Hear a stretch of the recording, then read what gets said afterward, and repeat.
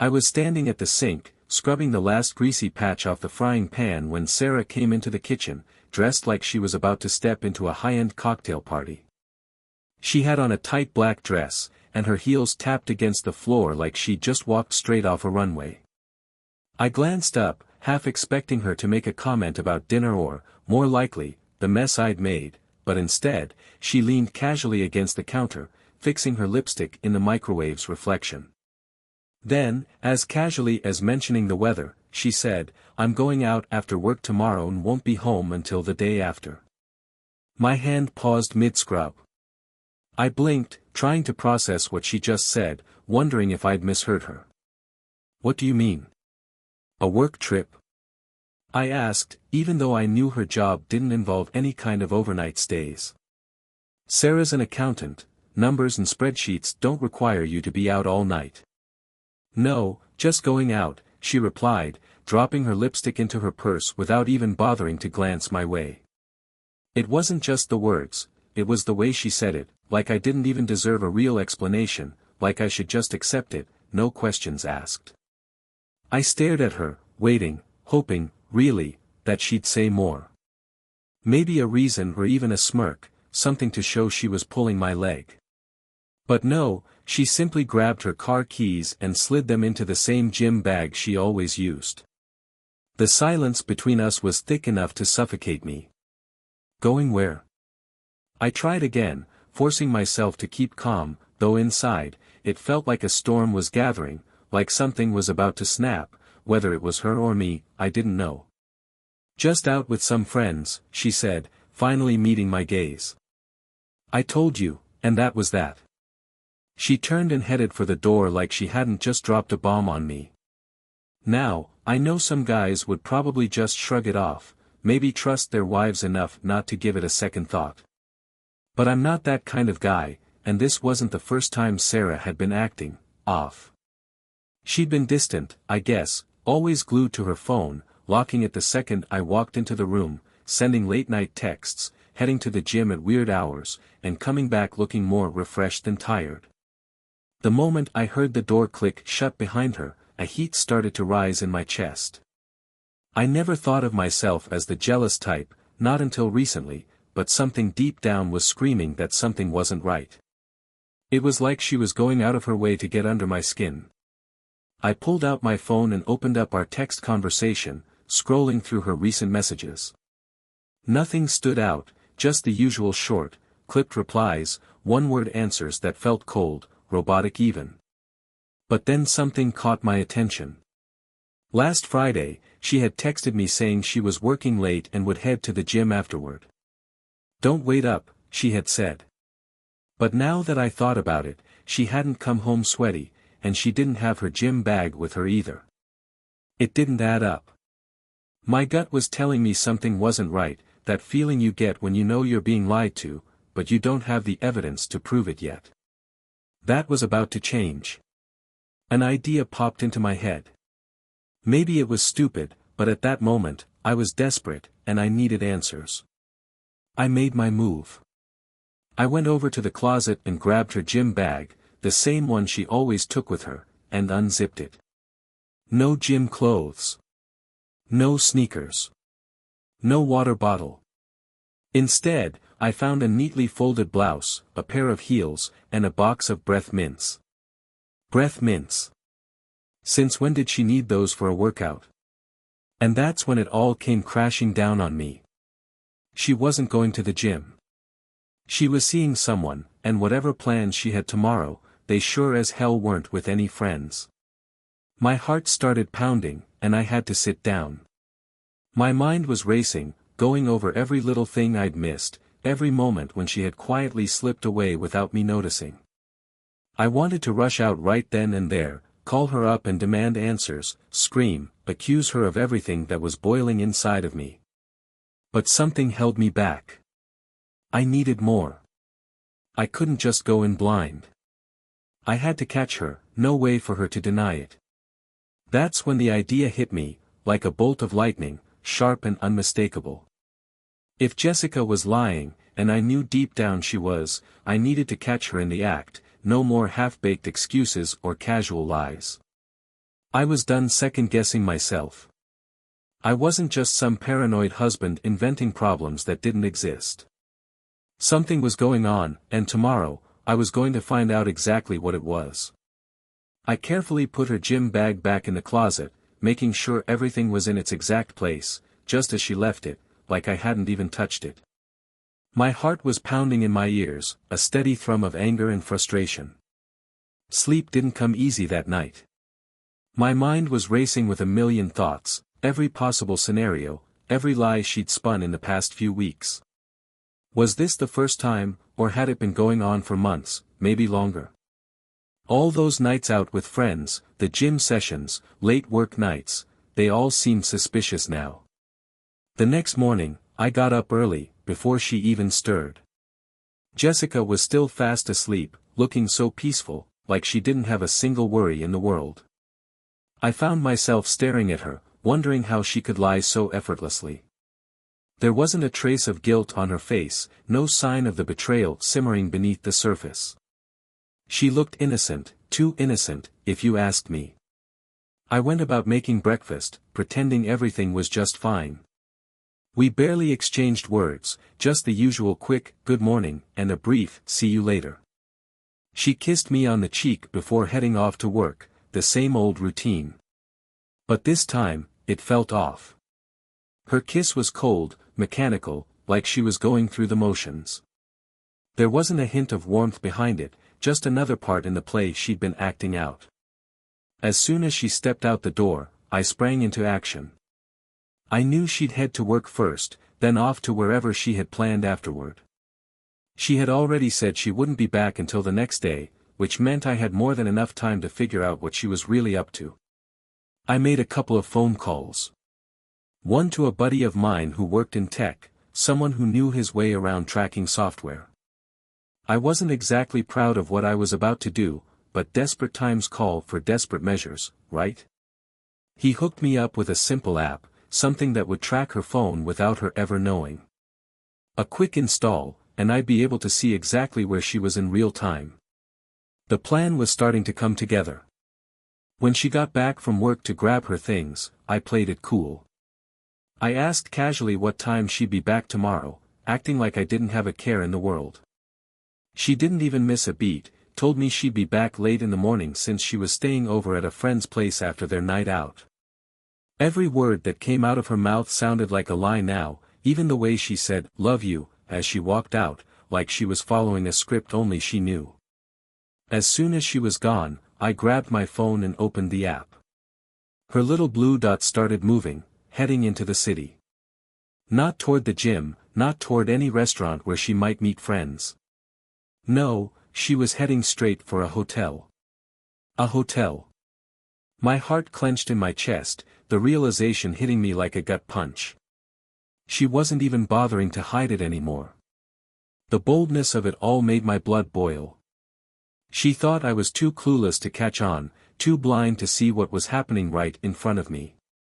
But that's the thing about people like her, they underestimate you. They think they've got you fooled, like you'll just sit back while they pull the strings behind your back. Not this time. I grabbed my keys, threw on my jacket, and headed out the door. If she was going to meet someone at a hotel, I was damn well going to be there to see it with my own eyes. This wasn't just about catching her in the act. I needed to see her face when she realized it was over, that the game was up. I drove on autopilot, my mind racing, my hands gripping the steering wheel so hard my knuckles turned white. I wasn't even angry anymore, not in the way I had been. I was past that point. Now there was just this cold, focused determination, the kind you get when you know you're about to cross a line you can't uncross. I wasn't just chasing the answers, I was after the truth that was about to rip everything apart. That's when it hit me, a sharp, clear idea, like a lightning strike. If Lisa was lying, and I was certain she was, then I needed to catch her in the act.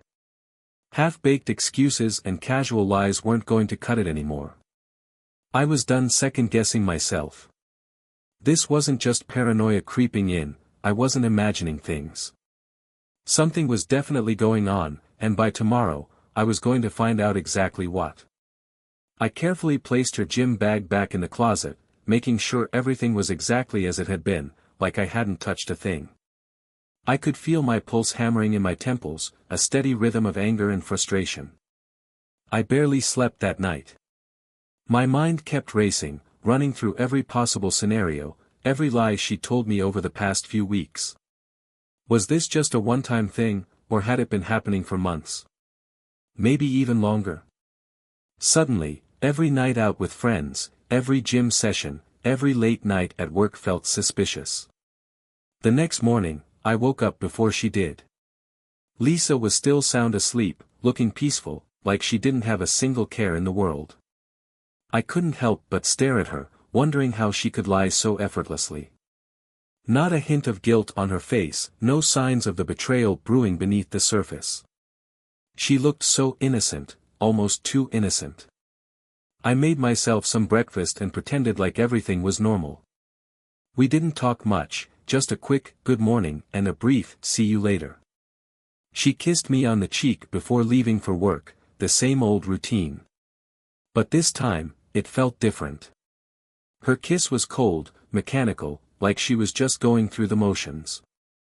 There wasn't an ounce of warmth behind it, like she was following a script she'd practiced. As soon as she walked out the door, I sprang into action.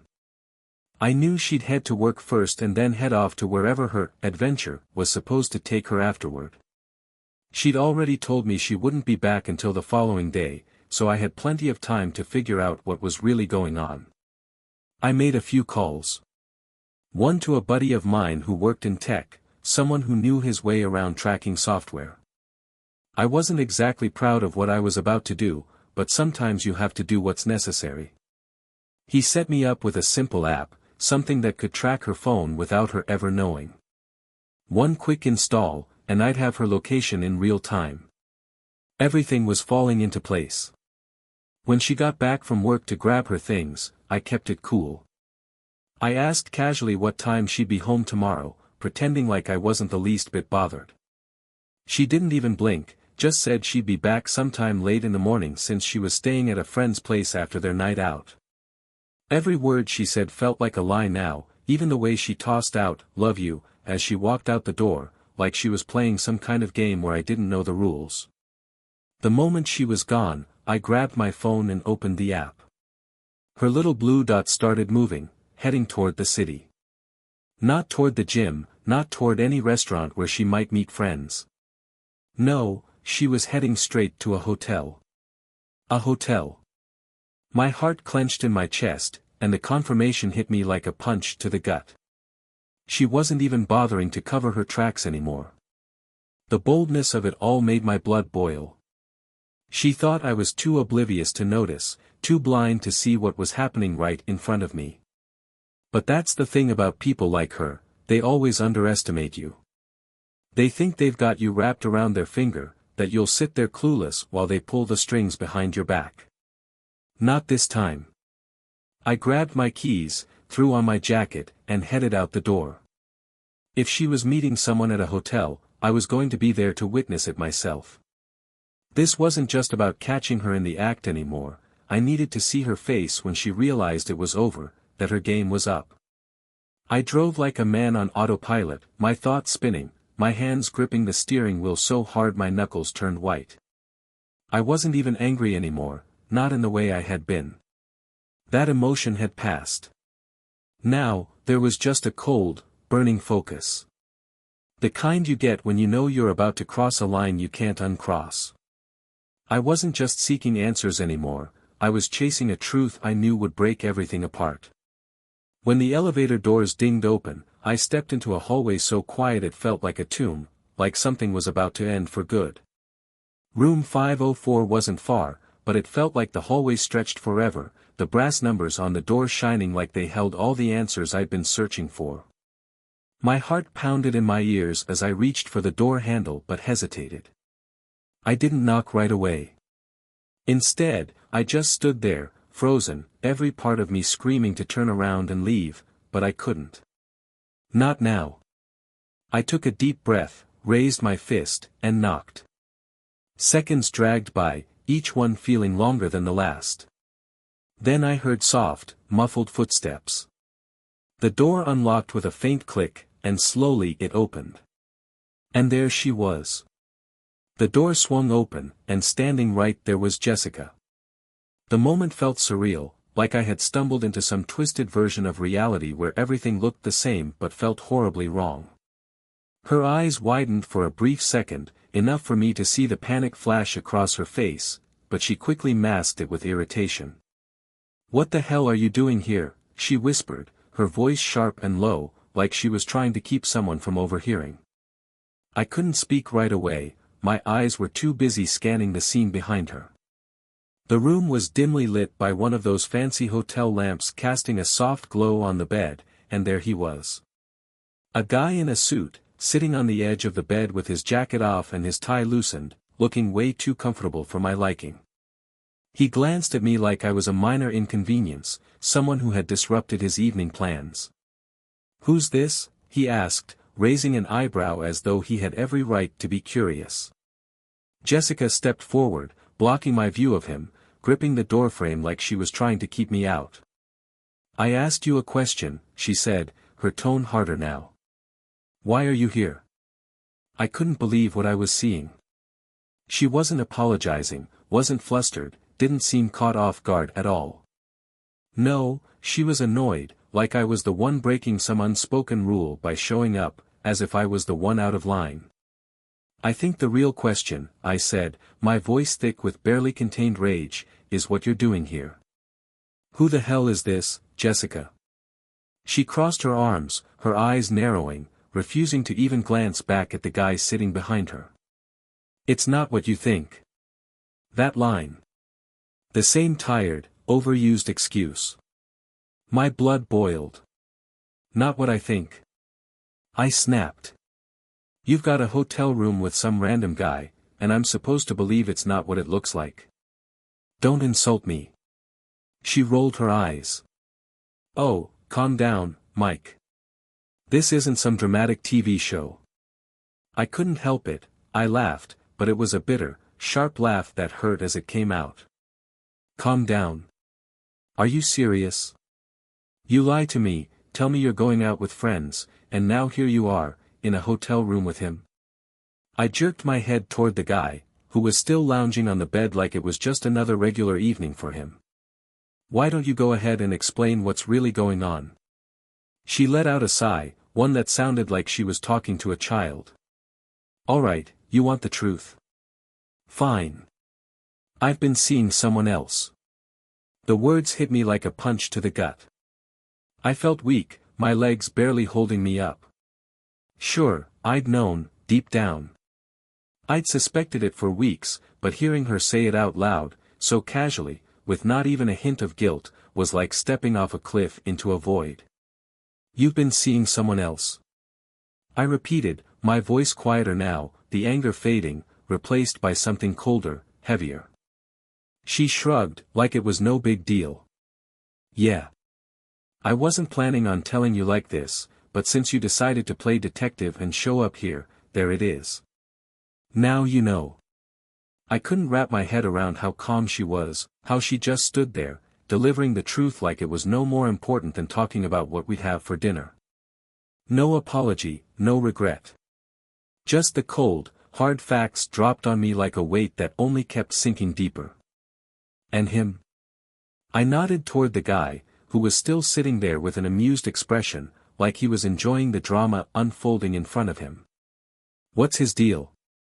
She glanced over her shoulder at him, her expression softening for a second, like she was silently telling him everything was under control. Then she turned back to me, her face hardening once again. "This is Ryan. We've been seeing each other for a while now." Ryan. Of course that was his name. He looked like the type, slick, well off, and completely unfazed by the chaos going on around him. "For a while," I repeated, the words barely making it out. "How long?" "A few months," she said it so casually, like she was just telling me what she ate for lunch. My head was spinning, everything crashing down on me all at once. Months. She had been sneaking around for months, and now she was standing here, acting like I was the one overreacting. I glanced at Ryan, still lounging on the bed, his arms resting on his knees, watching me like I was some sad form of entertainment. Part of me wanted to hit him, wipe that smug look off his face, but I knew better than to give him the satisfaction of thinking I'd lost control. "So, what now?" I asked, my voice trembling. "You're just done with us. 7 years together, and you're throwing it all away for this?" Jessica's expression didn't change. If anything, she seemed bored. "Mike, don't turn this into some big drama. You know things haven't been good between us for a long time." That hit hard. The nerve she had, to act like this was some mutual, inevitable breakdown, as if I had anything to do with her lies and sneaking around for months. "So your solution was to cheat? To go behind my back with him?" She sighed, that same irritated tone that made me want to scream. "Look, I didn't plan for it to happen like this, okay? But it did, and now we're here. What's the point in dragging it out?" She didn't care. Not even a little. There wasn't a shred of remorse or hesitation in her voice. She was already gone. Already over it. I could feel something inside me break, something I hadn't even realized was holding on this whole time. I glanced back at Ryan, then at her. "Are you in love with him?" I asked, though I hated how the words felt in my mouth. For the first time, Jessica hesitated, but only for a moment. "I don't know," she said, as if it didn't even matter. "Maybe. But that's not the point, is it?" I stood there, letting her words sink in. There was nothing left to say. She'd made her decision long before I had even caught on to what was happening, and now, standing in that hotel room, it hit me, whatever we had, or whatever I thought we had, was gone. Jessica tilted her head slightly, her lips curling into a small, condescending smile. "So, are we done here, Mike?" Her question lingered in the air like a challenge. "Are we done here, Mike?" The way she said it, with that smirk, like this whole situation was just a minor inconvenience to her, was the final straw. I could feel my body trembling, not from sadness anymore, but from pure, raw anger. Every muscle in me tightened, my chest rising and falling as I struggled to keep my fury from exploding.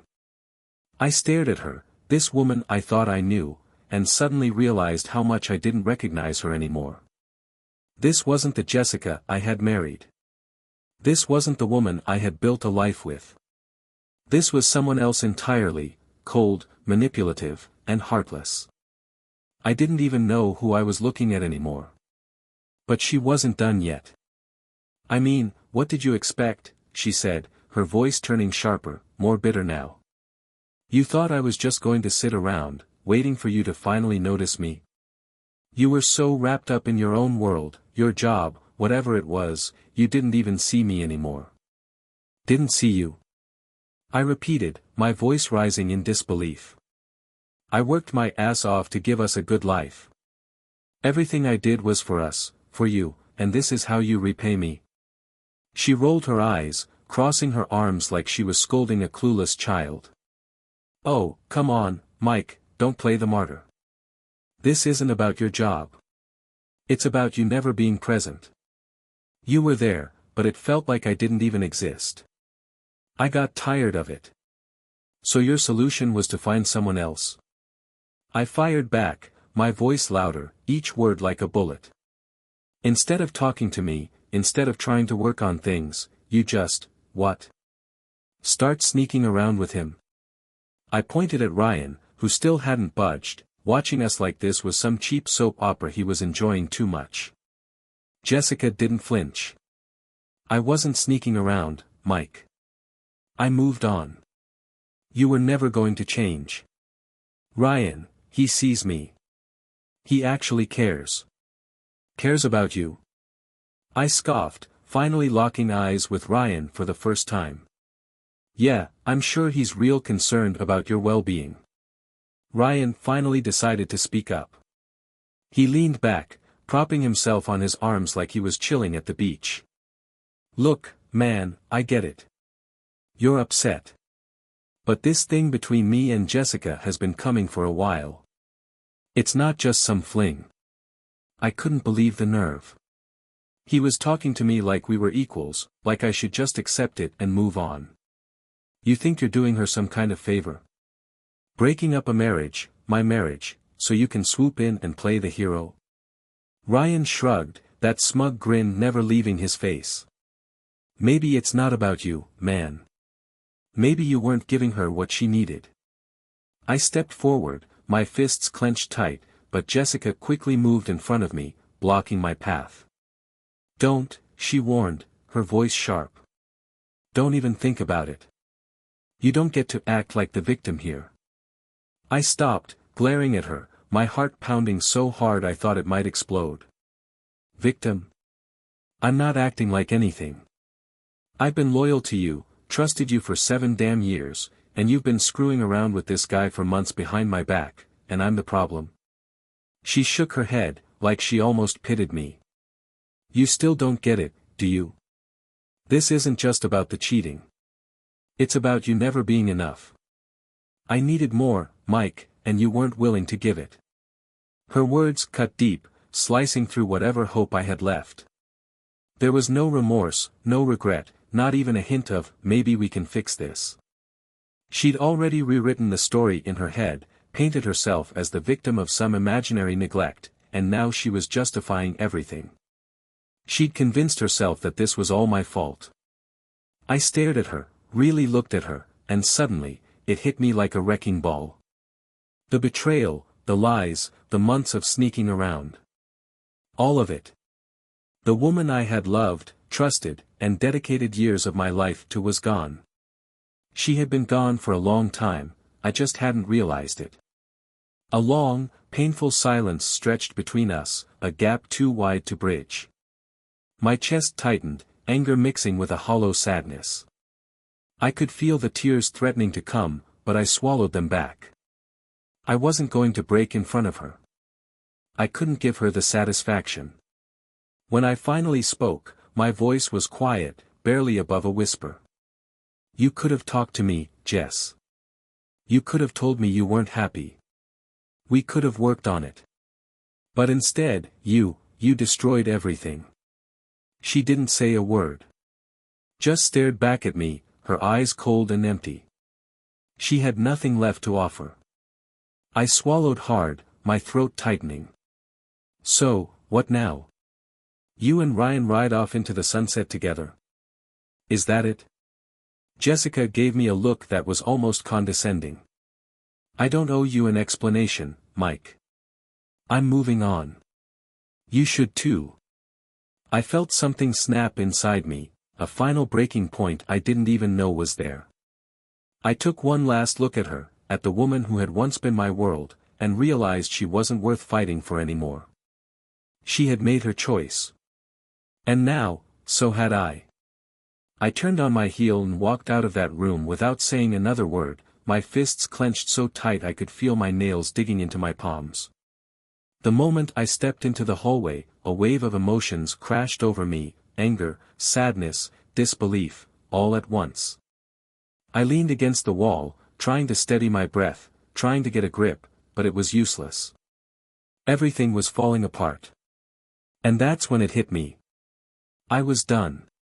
Done with her, done with the lies, done pretending this was something I could salvage. I wasn't the one who had shattered us. She was. The ride down in the elevator felt endless. My mind was blank, but at the same time, it was filled with so much noise, so much chaos, I couldn't focus on a single thought. My hands were still shaking, my heart pounding in my chest, but there was nothing left to say. No more words to hurl at her, no explanations to seek. I'd seen enough. When the elevator doors slid open to the lobby, I forced myself to walk out like my whole life hadn't just blown up.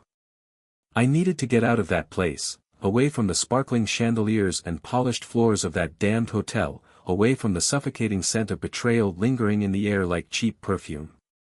Outside, evening had settled in, and the streets buzzed with the usual city sounds, people laughing, cars honking, neon lights flickering. It was surreal how the world kept spinning like nothing had happened, like I hadn't just watched my entire marriage collapse in a single moment. I didn't even make it to my car before my legs gave out, and I collapsed onto a bench nearby. The adrenaline that had been keeping me upright finally wore off, and I was left feeling completely drained. I sat there, staring blankly at the street in front of me, but I wasn't really seeing anything. The numbness was creeping in, that hollow, gnawing emptiness that sets in when the reality of it all finally sinks in. Jessica was gone. In her place stood a stranger who had ripped my heart out, stomped on it, and handed it over to some guy like it was nothing more than a cheap exchange. I should have seen it coming. That's what hurt the most, all the little signs I'd brushed aside, all the gut feelings I'd ignored. How could I have been so blind? I replayed every moment in my head, trying to pinpoint the exact moment she stopped loving me. Was it months ago? Years? Or had I been fooling myself all along, thinking we were something we never really were? Almost out of habit, I pulled out my phone and opened our old text conversations, as if somewhere in those messages, in all the "I love yous" and everyday exchanges, I'd find a clue. But as I scrolled through, everything felt empty, like I was reading someone else's life, someone else's memories. It wasn't us anymore. My thumb hovered over her name for a moment. The urge to call her was still there, buried under all the anger and hurt. I wanted to scream at her, to demand answers, to make her explain why she did it, why she chose him, why she threw everything away. But I knew better. What would it accomplish? She didn't care. That much was clear when she looked me in the eye and lied without a second thought. She'd already moved on. The brutal truth hit me. There was no getting her back, and deep down, I didn't want to. I didn't want the version of Jessica who could stand there, emotionless, telling me she'd been cheating for months like it was nothing. I didn't want the person who had made me feel like I was the problem while she quietly tore us apart. I stared at my phone for what felt like hours, but eventually, I did the only thing I could do. I blocked her, deleted our messages, wiped away her photos, everything. I erased her from my phone the way I wished I could erase her from my mind. It wasn't closure, but it was a start. I leaned back on the bench, the cool night air biting at my face as I took a deep breath. For the first time since this nightmare started, I felt the full weight of what had happened. My marriage was over. The life I thought I was building, the future I'd imagined with her, it was all gone, shattered into pieces that I couldn't put back together. I don't know how long I sat there, staring into the nothingness, trying to make sense of the wreckage that was now my life. I wasn't ready to go home. Just the thought of walking into that house, the one we built together, made my stomach churn. Every corner would remind me of her, of the lies, of the nights I stayed up waiting, thinking she was just out with friends. It would be unbearable. But where else could I go? I didn't want to call anyone. I couldn't handle explaining what had just happened. I could already hear their voices in my head, telling me to move on, that she wasn't worth it, that I'd be better off without her. But none of that would change the fact that it felt like my entire world had just been torn apart at the seams. I closed my eyes and leaned forward, resting my head in my hands. I could feel the tears welling up, but I didn't want to cry. I didn't want to fall apart, not here in the middle of the street like some tragic scene in a movie.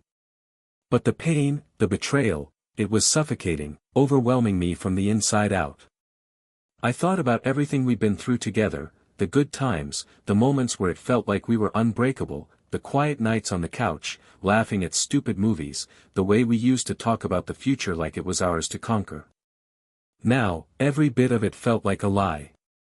I'd heard people talk about betrayal before, how it was like a knife to the gut, how it flipped your world upside down, but nothing could have prepared me for this. It hollowed me out, left me feeling like there was nothing left inside. It wasn't just losing her, it was losing the person I thought I was. Without her, I didn't know who I was anymore.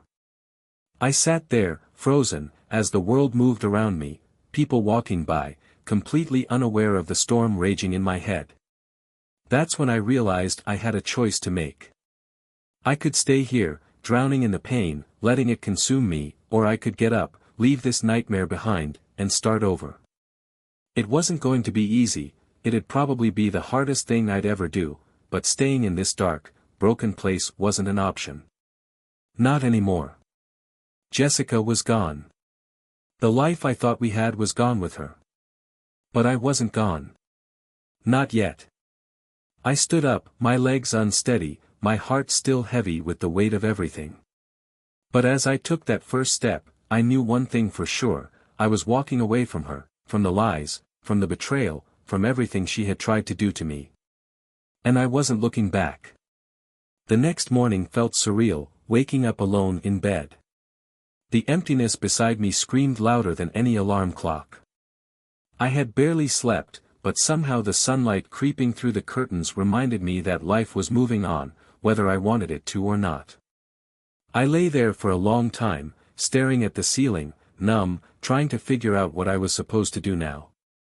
I had made the decision last night to walk away, but now that the dust was settling, the harsh reality hit me all over again. Jessica was gone. Our marriage was over. I was free from her betrayal, but that freedom felt more like a weight pressing down on my chest. Dragging myself out of bed, I could feel the exhaustion in my bones. I headed downstairs, where the kitchen looked like a disaster zone, dirty plates piled up from a dinner I never cleaned, unopened mail scattered across the counter, and the fridge door half open from when I'd grabbed a drink in the middle of the night, too lost in my thoughts to even close it. Everything in that house felt frozen in time, except me. I brewed a cup of coffee, not because I wanted it, but because I needed something, anything, to do. Something that felt normal. But even that simple act, something I'd done 1,000 times before, felt foreign now. I couldn't stop thinking about her. What was she doing right now? Was she still at the hotel? Had she woken up next to him? Did she feel even the slightest bit of guilt, or was she already moving on like none of this mattered? My hand instinctively reached for my phone, almost like I expected to see a text from her. But of course, there was nothing. No apology. No explanation. She had made it crystal clear how little I meant to her. Now she was out there, living her life, without a second thought. And here I was, standing in our kitchen, no, my kitchen now, trying to piece together the wreckage of everything she left behind. The first wave of anger hit me hard, like a punch to the chest. This wasn't just sadness. This wasn't just the end of a relationship. This was betrayal, and it cut deeper than anything I'd ever experienced. How could she do this? How could she stand there and act like I was the one who wasn't enough? The fury rose again, and before I knew it, I hurled the coffee mug across the room. It shattered against the wall, splattering hot liquid everywhere. But even that didn't feel like enough. I wanted to destroy more, everything that reminded me of her. The wedding photos, the souvenirs from vacations, the little knickknacks we'd collected over the years, I wanted to tear it all apart. To throw it out and burn every last memory. But I didn't. I just stood there, staring at the mess I'd made, breathing hard, my hands shaking. Breaking things wasn't going to fix what she had broken. That's when my phone buzzed. For a split second, my heart jumped, some stupid, desperate part of me hoping it was her, that she'd realized what she had done and was finally reaching out to explain. But when I looked at the screen, it wasn't her. It was her mother. I stared at the name, unsure if I should even answer. Emily's mom, Sandra, had always been kind to me. We weren't particularly close, but she treated me like family. She was always asking about me at family get-togethers, sending birthday cards, things Emily barely bothered with herself. I wasn't sure if Sandra knew what had happened, or if Emily had already told her their version of the story. Reluctantly, I answered. "Hey, Sandra," I said, my voice rough, still raw from everything. There was a pause on the other end, like she wasn't sure how to start. "Derek," she finally said, her voice soft and full of concern. I don't know what's going on exactly, but Emily called me last night. She told me it's over between you two. Hearing it from someone else, from outside my own personal storm, made it feel even more real. I pressed my fingers to my forehead, the weight of it all sinking in again. Yeah, I said quietly. That's one way to put it. Sandra sighed, the sound heavy with sympathy. She didn't give me many details, but Derek, I know my daughter. If she's hurt you, I'm so sorry. I don't know what happened, but I just want you to know, I'm here if you need someone to talk to. Her words caught me off guard. I had braced myself for her to defend Emily, to tell me I wasn't seeing the whole picture, that there was more to the story.